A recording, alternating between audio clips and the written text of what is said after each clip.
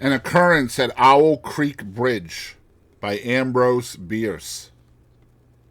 A man stood upon a railroad bridge in northern Alabama, looking down into the swift water 20 feet below. The man's hands were behind his back, the wrists bound with a cord. A rope closely encircled his neck. It was attached to a stout cross timber above his head, and the slack fell to the level of his knees. Some loose boards laid upon the ties supporting the rails of the railway supplied a footing for him and his executioners, 2 private soldiers of the Federal Army, directed by a sergeant who in civil life may have been a deputy sheriff. At a short remove upon the same temporary platform was an officer in the uniform of his rank, armed. He was a captain. A sentinel at each end of the bridge stood with his rifle in the position known as support.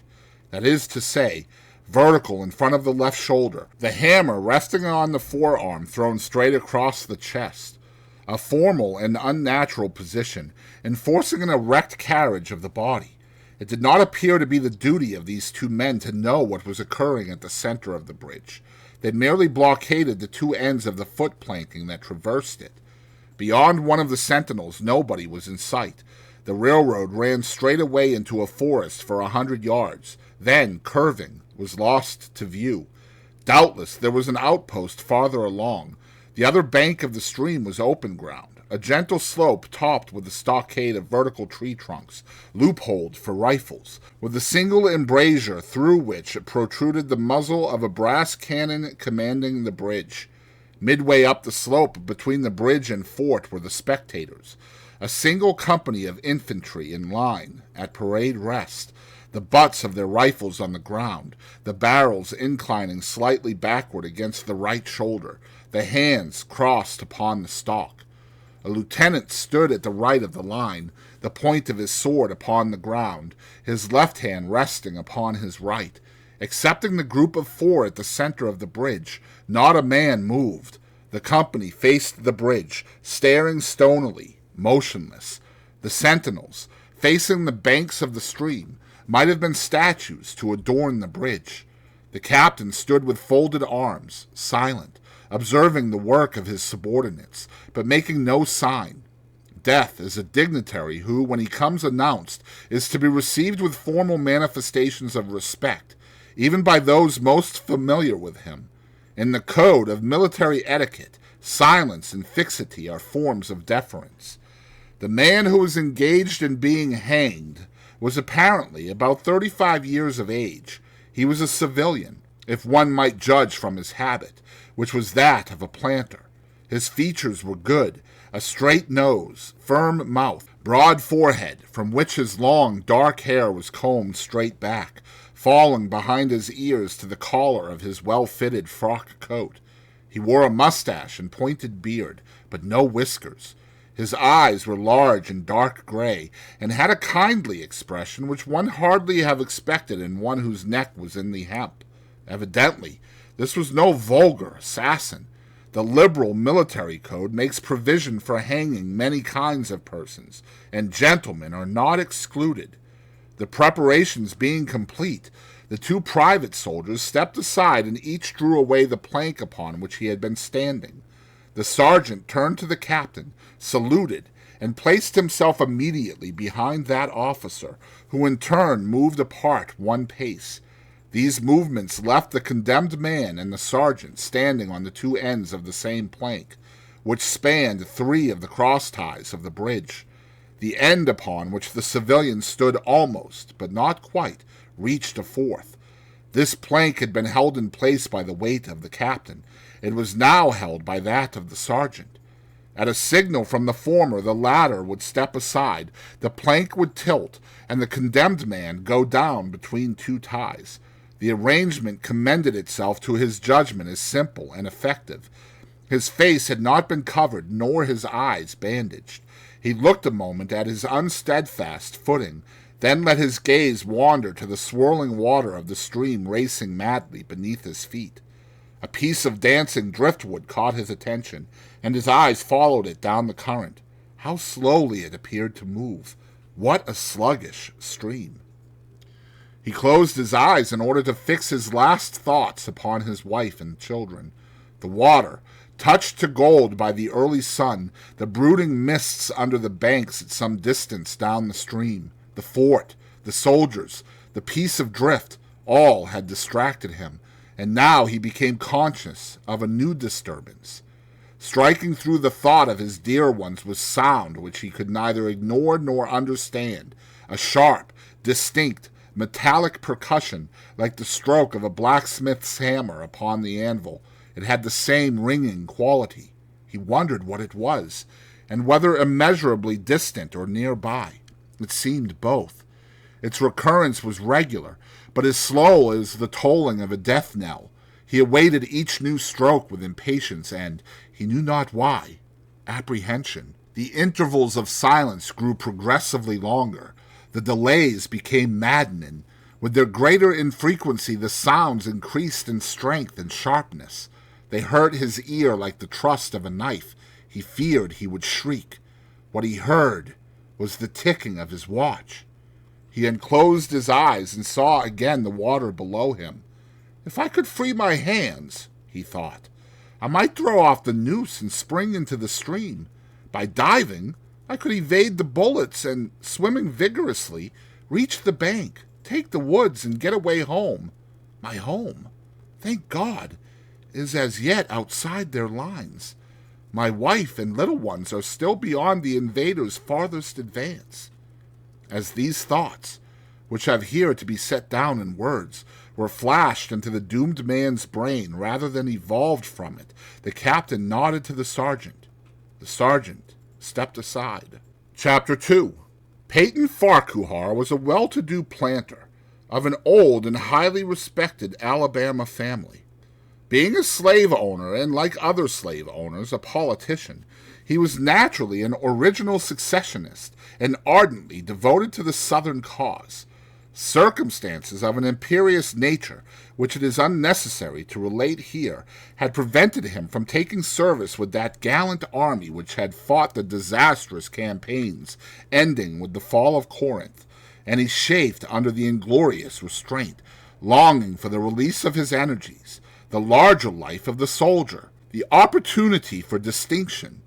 That opportunity, he felt, would come as it comes to all in wartime. Meanwhile, he did what he could.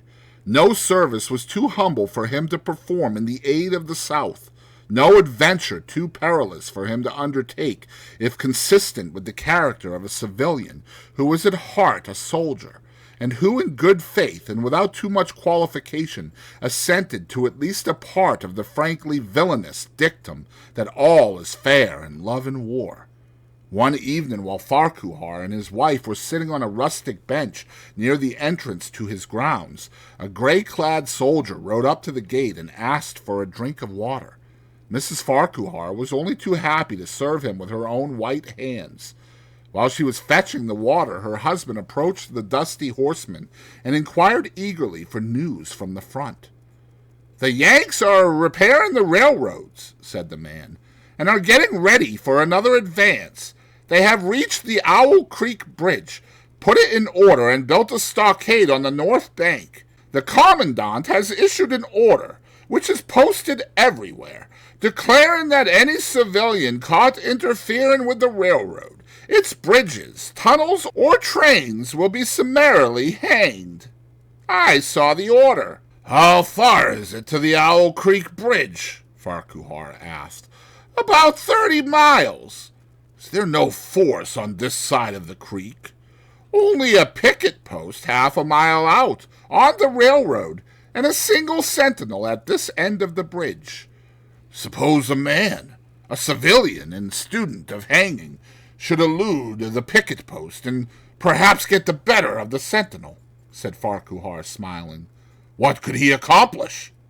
The soldier reflected. "I was there a month ago," he replied. "I observed that the flood of last winter had lodged a great quantity of driftwood against the wooden pier at this end of the bridge. It is now dry and would burn like tinder." The lady had now brought the water, which the soldier drank. He thanked her ceremoniously, bowed to her husband, and rode away. An hour later, after nightfall, He repassed the plantation, going northward in the direction from which he had come. He was a Federal scout. Chapter 3. As Peyton Farquhar fell straight downward through the bridge, he lost consciousness and was as one already dead. From this state he was awakened, ages later, it seemed to him, by the pain of a sharp pressure upon his throat, followed by a sense of suffocation. Keen, poignant agony seemed to shoot from his neck downward through every fiber of his body and limbs. These pains appeared to flash along well-defined lines of ramification and to beat with an inconceivably rapid periodicity. They seemed like streams of pulsating fire heating him to an intolerable temperature. As to his head, he was conscious of nothing but a feeling of fullness, of congestion. These sensations were unaccompanied by thought. The intellectual part of his nature was already effaced. He had power only to feel, and feeling was torment. He was conscious of motion, encompassed in a luminous cloud, of which he was now merely the fiery heart, without material substance. He swung through unthinkable arcs of oscillation, like a vast pendulum. Then all at once, with terrible suddenness, the light about him shot upward with the noise of a loud splash. A frightful roaring was in his ears, and all was cold and dark. The power of thought was restored. He knew that the rope had broken, and he had fallen into the stream. There was no additional strangulation. The noose about his neck was already suffocating him, and kept the water from his lungs. To die of hanging at the bottom of a river! The idea seemed to him ludicrous. He opened his eyes in the darkness, and saw above him a gleam of light, but how distant, how inaccessible! He was still sinking, for the light became fainter and fainter until it was a mere glimmer. Then it began to grow and brighten, and he knew that he was rising toward the surface, knew it with reluctance, for he was now very comfortable. To be hanged and drowned, he thought, that is not so bad, but I do not wish to be shot. No, I will not be shot. That is not fair. He was not conscious of an effort, but a sharp pain in his wrist apprised him that he was trying to free his hands. He gave the struggle his attention, as an idler might observe the feat of a juggler, without interest in the outcome. What splendid effort! What magnificent! What superhuman strength! Ah! That was a fine endeavor! Bravo! The cord fell away. His arms parted and floated upward, the hands dimly seen on each side in the growing light. He watched them with a new interest, as first one and then the other pounced upon the noose at his neck. They tore it away and thrust it fiercely aside, its undulations resembling those of a water snake. "Put it back! Put it back!" He thought he shouted these words to his hands, for the undoing of the noose had been succeeded by the direst pang that he had yet experienced. His neck ached horribly, his brain was on fire, his heart, which had been fluttering faintly, gave a great leap, trying to force itself out at his mouth. His whole body was racked and wrenched with an insupportable anguish, but his disobedient hands gave no heed to the command. They beat the water vigorously with quick, downward strokes, forcing him to the surface. He felt his head emerge. His eyes were blinded by the sunlight. His chest expanded convulsively, and with a supreme and crowning agony his lungs engulfed a great draught of air, which instantly he expelled in a shriek. He was now in full possession of his physical senses. They were, indeed, preternaturally keen and alert. Something in the awful disturbance of his organic system had so exalted and refined them that they made record of things never before perceived. He felt the ripples upon his face and heard their separate sounds as they struck. He looked at the forest on the bank of the stream, saw the individual trees, the leaves, and the veining of each leaf. He saw the very insects upon them, the locusts, the brilliant-bodied flies, the gray spiders stretching their webs from twig to twig. He noted the prismatic colors in all the dewdrops upon a million blades of grass, the humming of the gnats that danced above the eddies of the stream, the beating of the dragonfly's wings, the strokes of the water spider's legs, like oars which had lifted their boat. All these made audible music. A fish slid along beneath his eyes, and he heard the rush of its body parting the water. He had come to the surface facing down the stream. In a moment the visible world seemed to wheel slowly round, himself the pivotal point, and he saw the bridge, the fort, the soldiers upon the bridge, the captain, the sergeant, the two privates, his executioners. They were in silhouette against the blue sky. They shouted and gesticulated, pointing at him. The captain had drawn his pistol, but did not fire. The others were unarmed. Their movements were grotesque and horrible, their forms gigantic. Suddenly, he heard a sharp report, and something struck the water smartly within a few inches of his head, spattering his face with spray. He heard a second report, and saw one of the sentinels with his rifle at his shoulder, a light cloud of blue smoke rising from the muzzle. The man in the water saw the eye of the man on the bridge gazing into his own through the sights of the rifle. He observed that it was a gray eye, and remembered having read that gray eyes were keenest, and that all famous marksmen had them. Nevertheless, this one had missed. A counter-swirl had caught Farquhar and turned him half round. He was again looking at the forest on the bank opposite the fort. The sound of a clear, high voice in a monotonous sing-song now rang out behind him and came across the water with a distinctness that pierced and subdued all other sounds, even the beating of the ripples in his ears. Although no soldier, he had frequented camps enough to know the dread significance of that deliberate, drawling, aspirated chant. The lieutenant on shore was taking a part in the morning's work. How coldly and pitilessly, with what an even, calm intonation, presaging and enforcing tranquility in the men, with what accurately measured interval fell those cruel words. "Company! Attention! Shoulder arms! Ready! Aim! Fire!" Farquhar dived as deeply as he could. The water roared in his ears like the voice of Niagara, yet he heard the dull thunder of the volley, and, rising again toward the surface, met shining bits of metal, singularly flattened, oscillating slowly downward. Some of them touched him on the face and hands, then fell away, continuing their descent. One lodged between his collar and neck. It was uncomfortably warm, and he snatched it out. As he rose to the surface, gasping for breath, he saw that he had been a long time under water. He was perceptibly farther downstream, nearer to safety. The soldiers had almost finished reloading. The metal ramrods flashed all at once in the sunshine as they were drawn from the barrels, turned in the air, and thrust into their sockets. The two sentinels fired again, independently and ineffectually. The hunted man saw all this over his shoulder. He was now swimming vigorously with the current. His brain was as energetic as his arms and legs. He thought with the rapidity of lightning. "The officer," he reasoned, "will not make the martinet's error a second time. It is easy to dodge a volley as a single shot. He has probably already given the command to fire at will. God help me! I cannot dodge them all."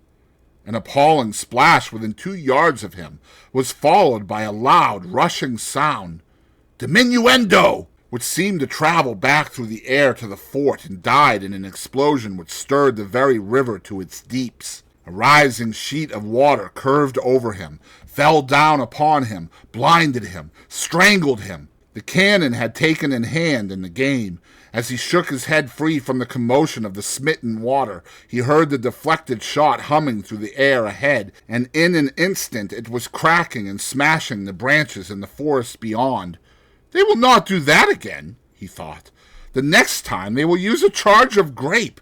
I must keep my eye upon the gun. The smoke will apprise me. The report arrives too late. It lags behind the missile. That is a good gun." Suddenly he felt himself whirled round and round, spinning like a top. The water, the banks, the forests, the now distant bridge, fort, and men, all were commingled and blurred. Objects were represented by their colors only, circular, horizontal streaks of color. That was all he saw. He had been caught in a vortex and was being whirled on with a velocity of advance and gyration that made him giddy and sick. In few moments he was flung upon the gravel at the foot of the left bank of the stream, the southern bank, and behind a projecting point which concealed him from his enemies. The sudden arrest of his motion, the abrasion of one of his hands on the gravel, restored him, and he wept with delight. He dug his fingers into the sand, threw it over himself in handfuls, and audibly blessed it. It looked like diamonds, rubies, emeralds. He could think of nothing beautiful which it did not resemble. The trees upon the bank were giant garden plants. He noted a definite order in their arrangement, inhaled the fragrance of their blooms. A strange roseate light shone through the spaces among their trunks, and the wind made in their branches the music of Aeolian harps. He had not wished to perfect his escape. He was content to remain in that enchanted spot until retaken. A whiz and a rattle of grape shot among the branches high above his head roused him from his dream. The baffled cannoneer had fired him a random farewell.